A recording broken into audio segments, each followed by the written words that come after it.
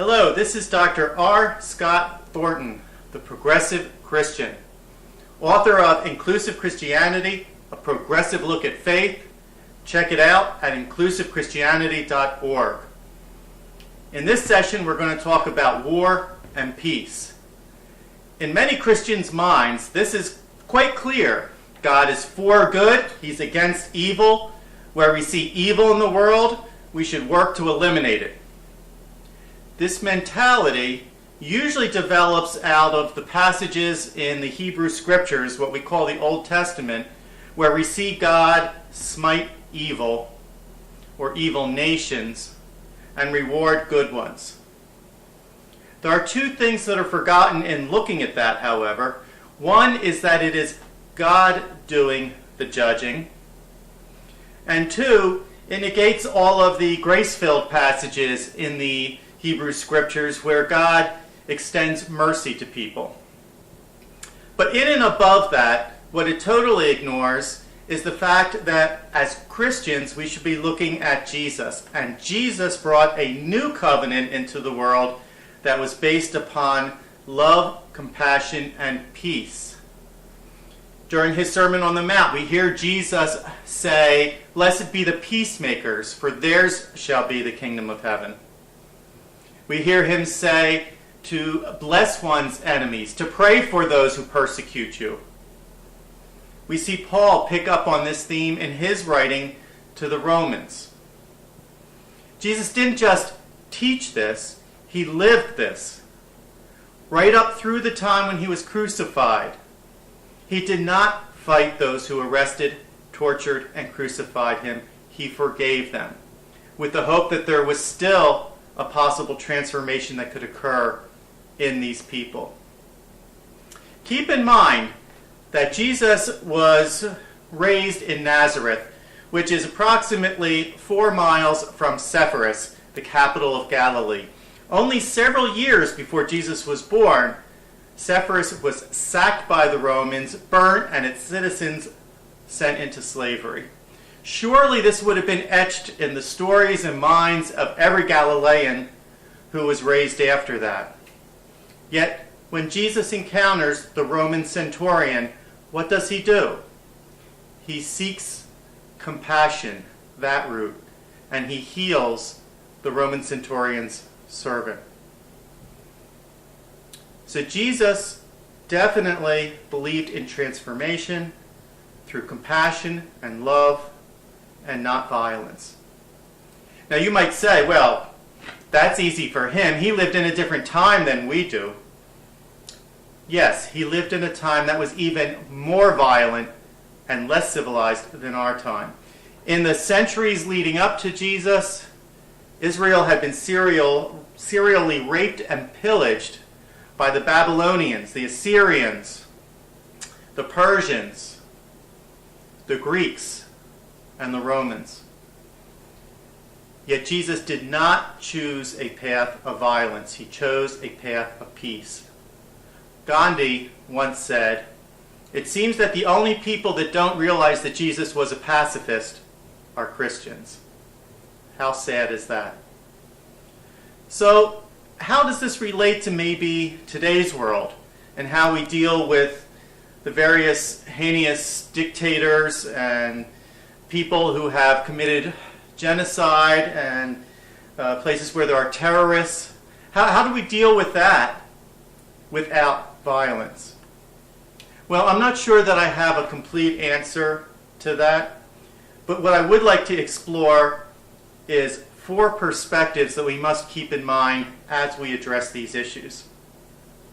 The first is that we have to take ownership in the fact that violence occurs in the world.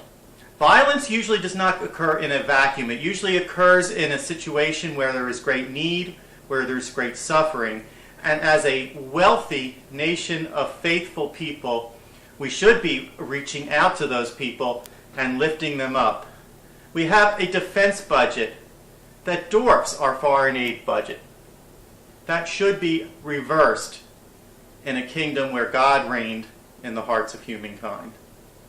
Example, if we had invested hundreds of millions of dollars into Afghanistan, into the infrastructure there, building roads, schools, hospitals, water pumps for clean water, then we would not have had to spend hundreds of billions of dollars in a war there.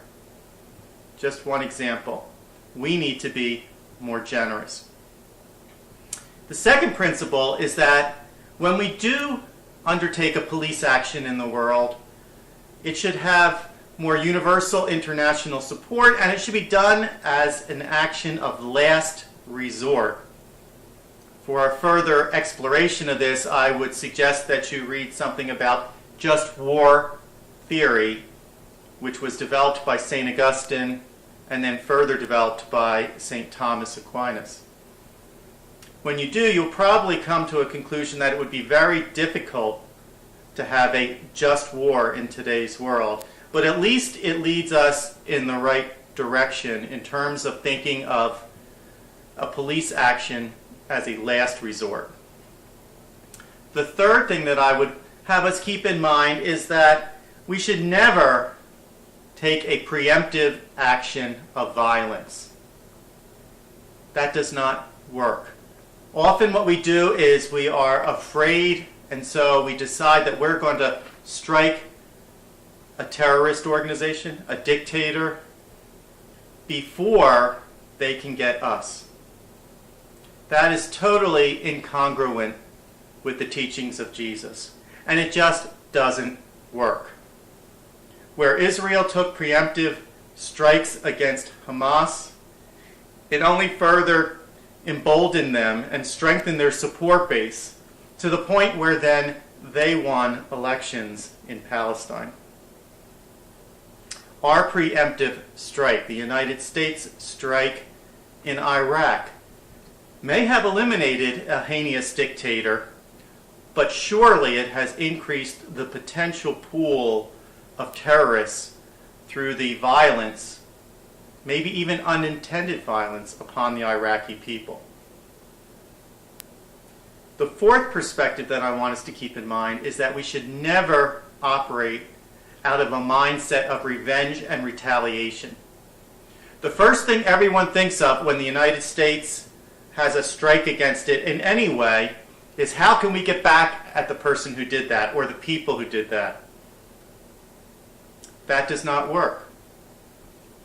That mentality of revenge and retaliation is what brought tremendous suffering and violence to Northern Ireland, to the Middle East, to Kosovo, to Rwanda. It just does not work.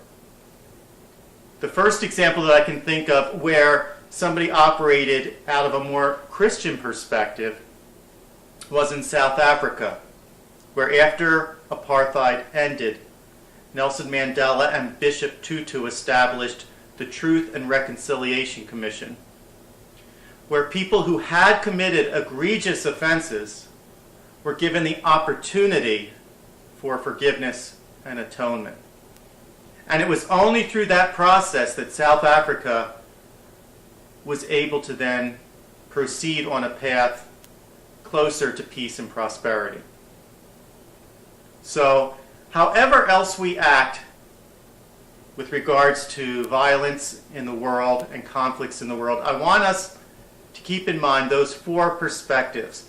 First, we must take ownership in the fact that we cause many of these conflicts by not reaching out to those people who are in need in the world, by not being generous enough. The second is that we need to operate in terms of a police action only as a last resort. The third is that this should never be done as a preemptive strike. It is much better to work behind the scenes on an international basis to undermine organizations that would promote violence.